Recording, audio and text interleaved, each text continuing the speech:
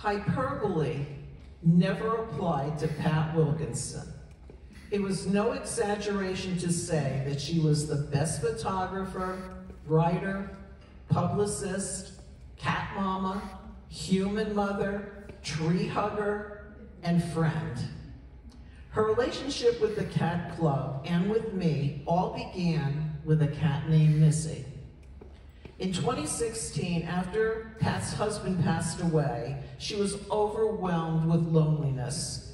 In her own words, from an article in the 2023 Village Breeze, she said, "I had no one to worry about, no one to take care of, and no one to talk to." You know, they say that grief is love with no place to go. Well, Pat found a place. One morning, on our website, Pat found Missy, a 7-year-old black and white tuxedo. Quote, "I fell in love with her right away and brought her home. It was a learning experience because she didn't want any part of me for a while. But after a few weeks, Pat was able to win Missy over." And after a while, Pat couldn't imagine life without a cat. Having a cat in the house allows me to talk to her anytime I want, tell her my problems, and feel so loved. I have a little warm body sleeping next to me at night. What could be better than that? Well, Missy became the face that launched 1,000 smiles. Why? Because Pat joined the club, became our webmaster, chief photographer, and VP in charge of publicity. She wrote the copy and provided the pictures of our adorable cats for the Globe, Channel 6 Village TV, and 3 other adoption sites. Not satisfied with taking stills, she suggested that we start creating videos of the cats. She said, "People need to see them in action with all their playfulness displayed. Then you can see their true personalities emerge." I said, "Swell, where are we going to find somebody willing to do this for free?" She said, "I can do it." And so she started taking videos. Thus, our adventures began. I answered a relinquishment call on a cat named Rusty, whom we were told danced on his hind legs. Pat beat me there, and I walked in to find her with a wand toy in one hand and a camera in the other, deftly capturing Rusty, indeed, dancing on his hind legs. I marveled that she could do that, entice him into action with one hand and hold the camera still with the other.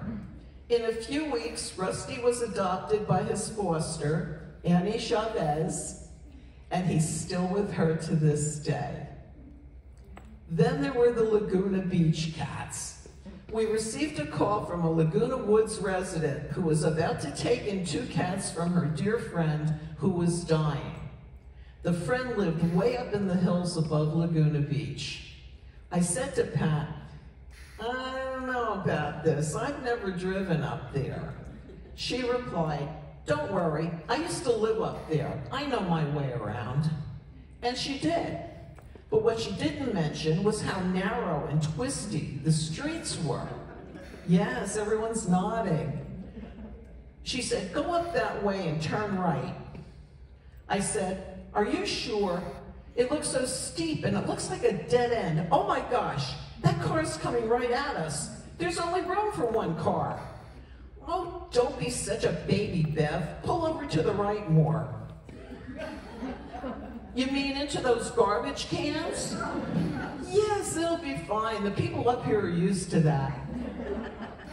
Well, a few singed garbage cans later, and a few near collisions, with my eyes looking like 2 fried eggs and my hair out in points, we pulled right up to the door.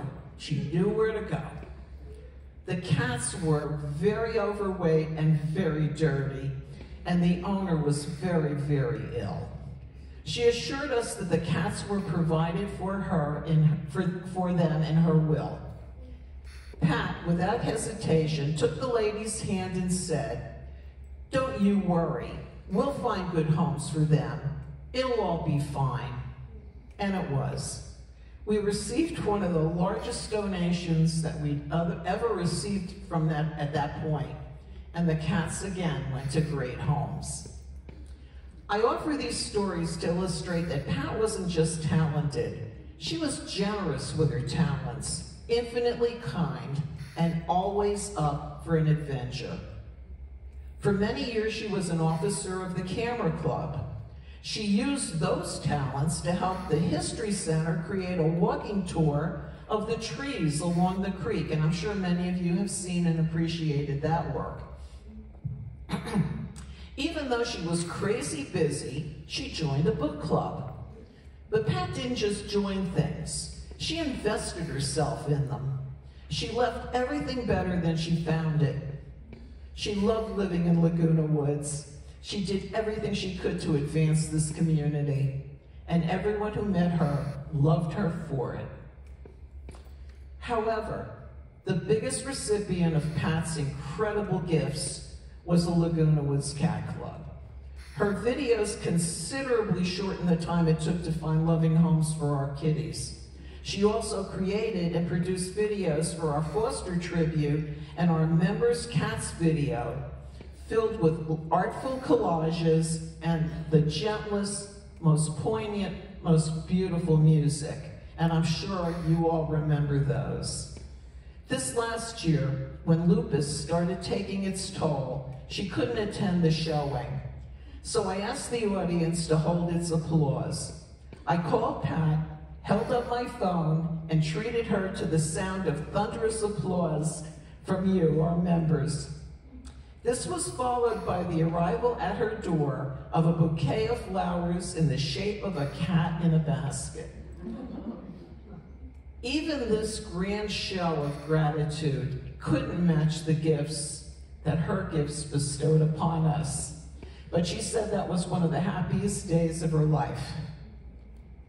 Sometime in late summer of this year, Missy, the one who started this all, went over the Rainbow Bridge.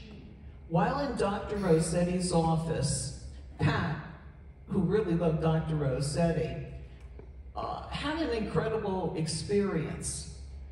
The attending vet tech, Yossi, mentioned that she had just taken in a cat bearing a striking resemblance to Missy. Her name is Blossom. Would you like to see her? Of course, Pat said yes. Thus, Blossom became her constant companion, sleeping right beside her until Pat's passing on September 13th. That's Blossom's picture on the display, comforting Pat with her paw until the end. I think that Missy made sure that Pat wouldn't be left alone. Pat always maintained that her kids, Karen, Kathy, and RD, were her sanity, but that I was her best friend. She was always quick to show gratitude, and one of the last things she expressed was how happy it made her to know that Maureen Smith, with her own incredible skill set, would not just be taking over as webmaster, but continue her mission. Through Maureen, Pat felt that her legacy would live on. And she thought the world of you, Maureen. On August 10th, Kathy arrived at my door with a lovely basket of Innis items and a card from Pat. After I read it, I thought, what a true privilege it has been to have the love and friendship of such a remarkable human as this. I'd like to end in Pat's own words. I bless you for coming into my life when I needed a new friend and a new direction in my life. You and Missy gave me both. In the Cat Club, we created something so very special and something to be proud of. You gave me a mission in what will turn out to be the last years of my life. Blessings to you and all the cats we love so well. The three of us, Pat, Missy, and I, had many happy moments together in her bright, lovely yellow kitchen, the three of us all drinking out of wine glasses, me the only one actually drinking wine.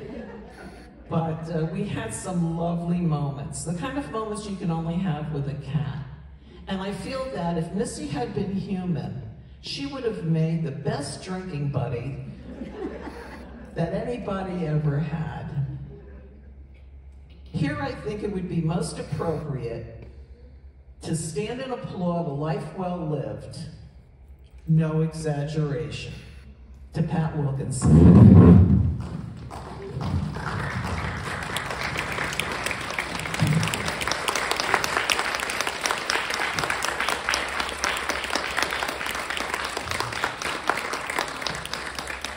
Thank you. And now